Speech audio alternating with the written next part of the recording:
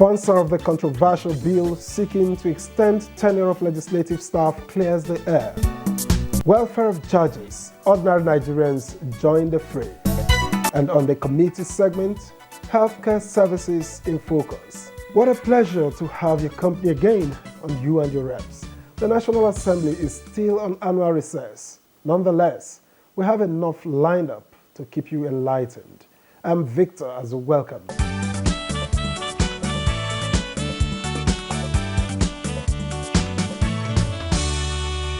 The Ninth House of Representatives has dealt with several controversial legislations, and one of the more recent ones is the bill which seeks to extend the tenure of legislative staff from 35 years to 40 years and compulsory retirement from 60 years to 65 years.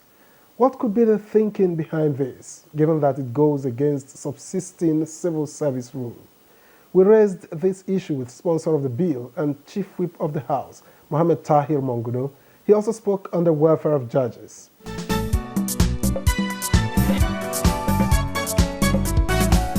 The reasoning or the philosophical cornerstone behind the sponsorship of the bill for the extension of the retirement age of legislative staff from 60 to 65 or 35 to 40 years of service is born out of the desire to retain the much needed technocratic legislative experience that these members of staff have garnered over the years, to exploit this experience and training that they have acquired over the years to its full potentials by the legislature before their retirement, especially against the backdrop of the fact that the legislature in Nigeria, among the three arms of government, is the youngest among them, in the sense that each time there is a military intervention into our body polity, the legislature is completely wiped out, thereby depriving the legislature of the much needed experience and wherewithal to effectively discharge the functions of its office as assigned to it by the Constitution, more particularly Section 4. So it was against this background that the desire to amend the extant laws to make the retirement age of legislative staff from 35 to 40 or 60 to 65 was brought or sponsored by me. It underwent the first reading, the second reading, and it is now awaiting consideration on the floor of the House. So essentially, one is to give the much needed technocratic legislative experience for its maximum benefit. Two, against the backdrop of the fact that the legislature is deprived of the much needed experience of staff as a result of the constant intervention of the military over the years into our body polity.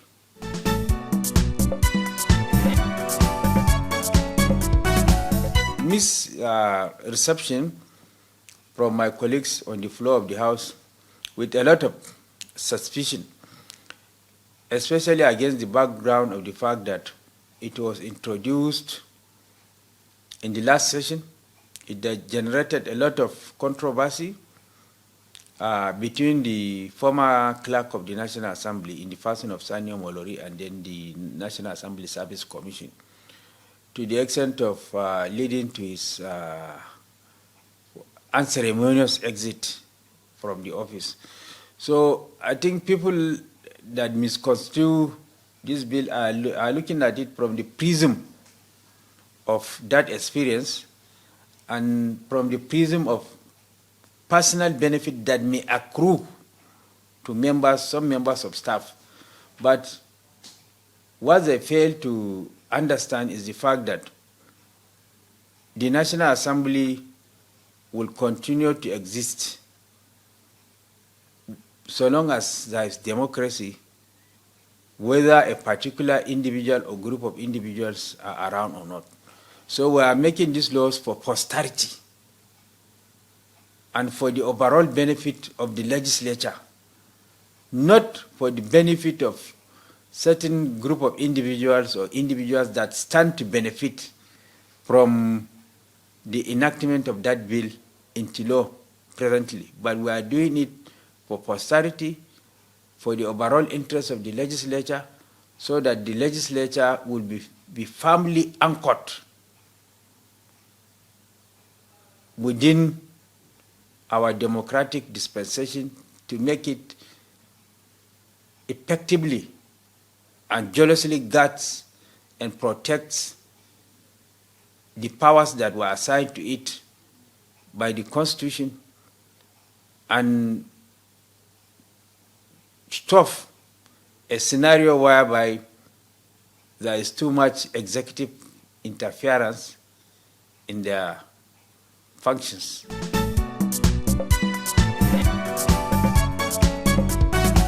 It has passed first reading, it has undergone second reading, and it is now awaiting consideration by the Committee of the Whole, which, if the House in its wisdom decides to fast, it will come up for third reading, then it will be sent to the Senate for concurrence.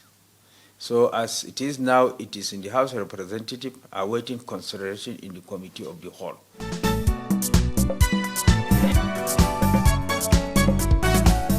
The Nigerian Association of Paralegals Establishment Bill is a bill that seeks to regulate the practice of paralegal legals in Nigeria, because there are situations whereby people that have not qualified to be lawyers are having LLB. Some of them are having diploma in law. They are working at court clerks. Some of them are working in various law offices as clerks, as secretaries, and what have you. Some of them, they are so experienced that they can draft agreements, they draft conveyances, they draft leases on behalf of their principals. Some of them that work in the clerks, they even draft affidavits. For example, in countries like Canada, America, even coming home closer, it's South Africa, we have similar associations that regulate the practice of paralegals. So this bill was essentially sponsored against the background of the fact that there are people that work in the courts and work in law firms that are not lawyers, but their duty is of tremendous importance to the discharge of the mandate of the courts and also discharge of the duties in various law offices. So there is a need for us to regulate such practice, one, in order to stamp out quackery, and then also stamp out fraud and what have you, to make it standard and to also bring it in consonance with international best practice. So we are not anticipating any opposition towards the passage of that bill into law, because during the second reading, it was passed unanimously, with unanimity, without a single voice of dissent.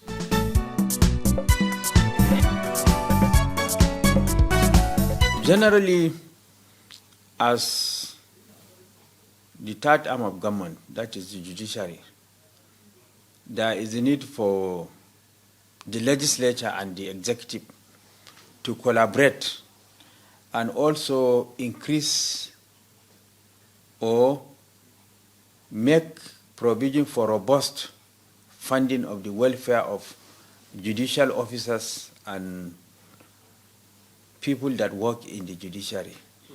especially against the backdrop of the fact that we are in a democracy and the independence of the judiciary is sine qua non to the success of any democracy. And for us to guarantee the impartiality, the fairness, and transparency of the judiciary, there is need for us to make the judiciary not only independent, but should be seen to be manifestly independent by all and sundry. And the only way we can make that decision to see the light of the day is to make the judiciary truly independent by making robust provisions by way of appropriation to the judiciary to improve on their welfare, and also make sure that the judiciary does not come to the executive cap in hand begging for funding for one project or the other, because that will go a long way in compromising the much needed independence of the judiciary. And as the saying goes, he who pays the piper dictates the tune. So in order to avoid such a scenario that compromises the independence of the judiciary, there is a need for us to make enough provisions, robust provisions, by way of improving on the welfare of the judicial officers and judicial workers in order to make the Nigerian judiciary not only independent, but should be seen to be manifestly independent by all and sundry, because that is the only way they can discharge their functions without let or hindrance, and also be truly seen as the last hope of the common man.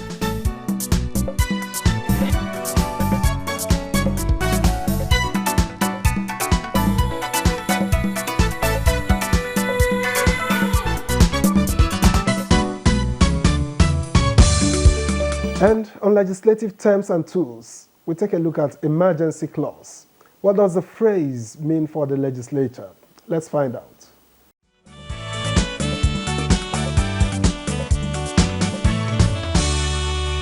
Emergency is emergency, where the security of the nation is threatened, either from outside or from inside, internal or external threat to the security of the nation, either by individual or through disaster by nature. In that case, the president will now proclaim emergency without telling this thing. He will just go ahead and proclaim. But then the proclamation of the state of emergency would have to be gazetted. After the gazette, the president will now transmit a copy of that gazette to the speaker.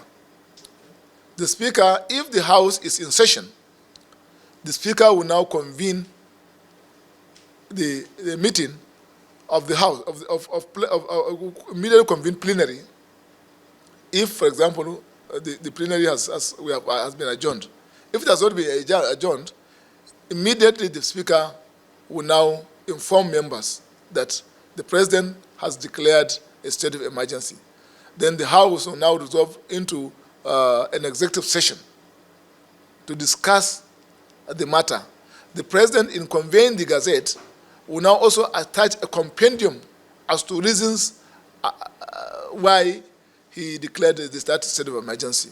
The House will now discuss this in the reasons advanced, and then revert back to plenary, consider the arguments, and then approve by two-thirds majority.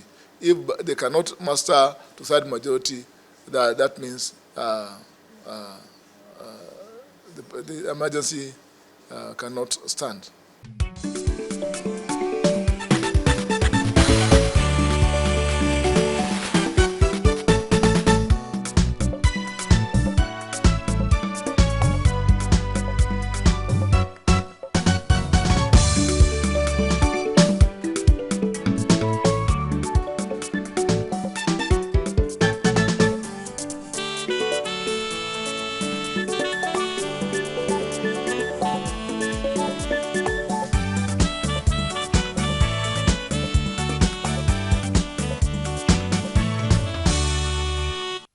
This week on You and Your Reps, the committee segment examines activities of the House Committee on Healthcare Services. Chairman of the committee, Yusuf Tanko Sununu, tells us that one of the worries of the committee is brain drain in the sector.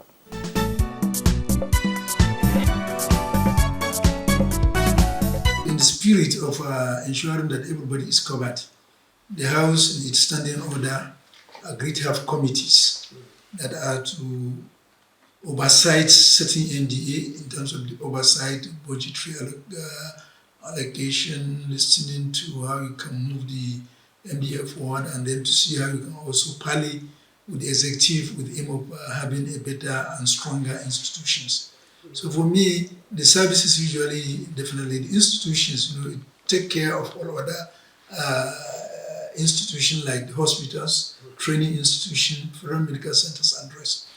And then anything that also has to do with malaria and tuberculosis, it has to do both their budgetary allocation, oversight. It also has, that has to do with MDA. Now, when you are talking of services, services can be done even through hospital, but there are institutions that are meant to ensure that those services are delivered and executed according to the ethics of their particular professions. And therefore, that comes with regulatory bodies. So services mainly is taking care of regulatory bodies. And those regulatory bodies may be, say, Nursing Council, Pharmaceutical Council, Medical and Dental Council, Pharmacist Council of Nigeria, Medical and Dental Council of Nigeria. And then other regulatory bodies like the NAFDAC will also have research institutions, like Nigeria Institute of Medical Research, Nigeria Institute of Pharmaceutical Research. And then in services, you are also taking safeguarding. So you must ensure that you safeguard your country. And that's why if you see institutions that are aimed to safeguard the health of Nigeria, like NAFDAC is also being supervised, oversighted by my committee. Not only that, since services also increase, how you work hard to ensure that diseases spread and control. It's also a services that you should, because that's why we now issue a policy. And that's why you find that even the NCDC is also under my control. And then we have other regulatory services that develop policy. Like if you look National Primary Healthcare Development Authority, you know that the policy framework has given it. Right now we have what we call National Primary Healthcare under one roof. So it's also try to regulate and supervise other, since being the primary policy developer in the country as far as primary healthcare is concerned. That is also under my decision. And not only that, the three committee jointly oversight the Ministry of Health, because that is the parent body. So also the National Health Insurance Scheme, now that has been converted currently to National Health Insurance Authority, is also oversighted by my decision. So you may wish to put it that all regulatory bodies are under the Healthcare Services Committee and other service delivery institution.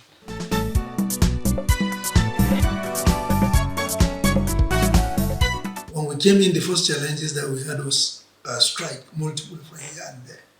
The committee was able to, through the directive of the Speaker, intervene and then interact with major stakeholders in healthcare delivery until not all is being achieved, but substantially we are able to bring some improvement as far as the issue of welfare is concerned. And that seemingly, that's why you find that now we're having some relative peace. When we came, we have a lot of issues that we think that really for this country to move motion, we must change our attitude. The attitude in terms of delivery, the attitude in terms of execution of project, and then the attitude in terms of ensuring that services have been delivered. Immediately we were appointed as chairman. We had a retreat where the committees of health of the National Assembly, Senate and House of Representatives came together and we developed an agenda. That's what we call legislative health agenda that we're going to try to achieve. And that has been our checklist. And definitely I'll tell you that almost we have achieved more than 80% of what is expected in that legislative agenda.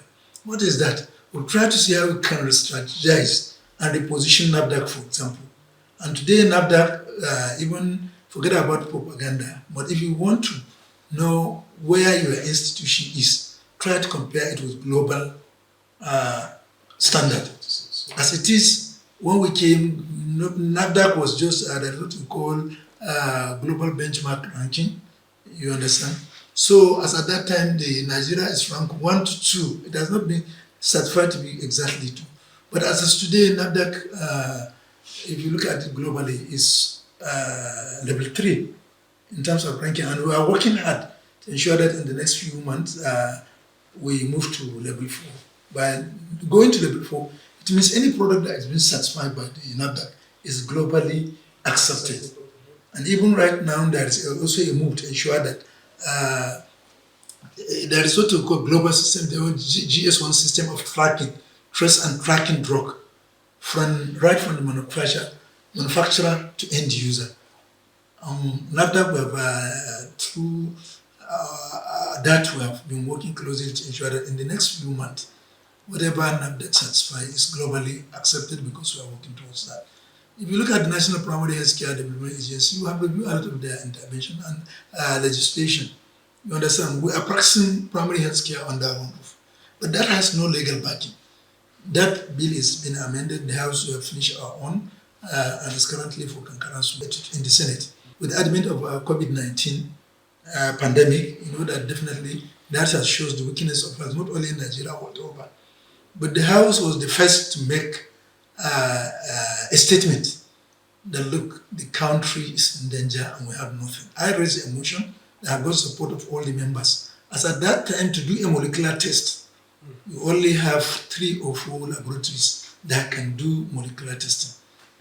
And therefore, what is the problem? The issue of try to even confirm the diagnosis is a major issue. So we have to in our practice must be guided by the basal basic precaution that everybody that comes to you has COVID except until proven otherwise, because we cannot test it. But as today, I'm telling you that the 54 tertiary health institutions that we have in the country can do molecular testing. And what happened with the COVID intervention? The House, the National Assembly insisted that instead of developing regional lab as suggested by because the executive committee on this, that we should have 3 molecular laboratories in each geopolitical zone. But we look at it closely, but the fact that I'm also a medical practitioner and my counterpart in the Senate is also a medical practitioner, I said, okay, that is a very good suggestion, but who is going to take care? Who is going to be responsible for those regional laboratories? Are you going to employ staff to do that, or are you going to hand it over to the state government, or you give it to the local government where they were cited? And that becomes an issue, and say no. And we told them that, look, it may be it's more cost effective if you use that money to upgrade all the 54 tertiary institutions rather than creating ones.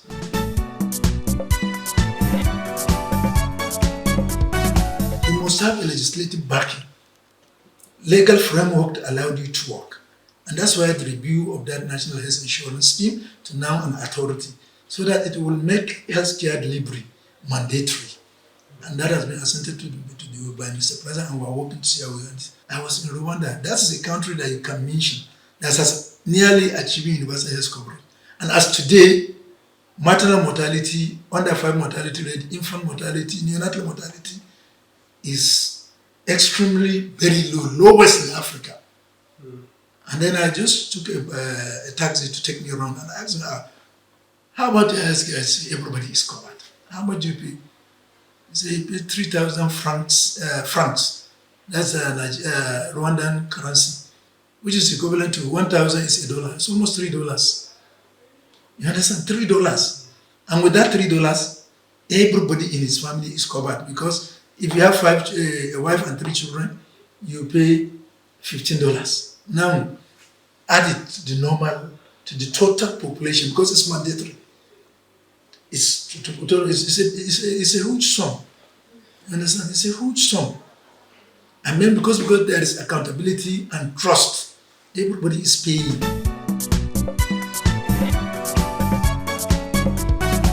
Healthcare financing is a very essential pillar of us. Whatever you are going to do, you must be able to fund it. And then, as at today, yes, there is minimal. When we came, the budgetary allocations about 4.5 or so to health. Now it moved within 5, 6, wobbling between 5 and 6% every year. You understand? That's the serious challenge because that cannot take care of over 200 million population that we have. Even the service delivery is a major challenge. Why? Because it's been challenged from many fronts. And one of the major fronts is the issue of brain drain. Doctors, healthcare workers, pharmacists, nurses, everybody is leaving the country. As part of this committee's oversight, I was shocked when I went to Nursing Council. In 1 month, we lost 1,700 nurses. In 10 months, we lost 17,000 nurses to overseas.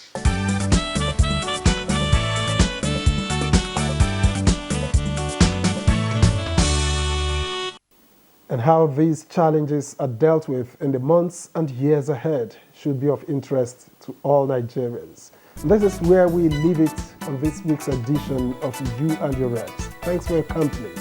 I'm Victor, as we'll see you next time.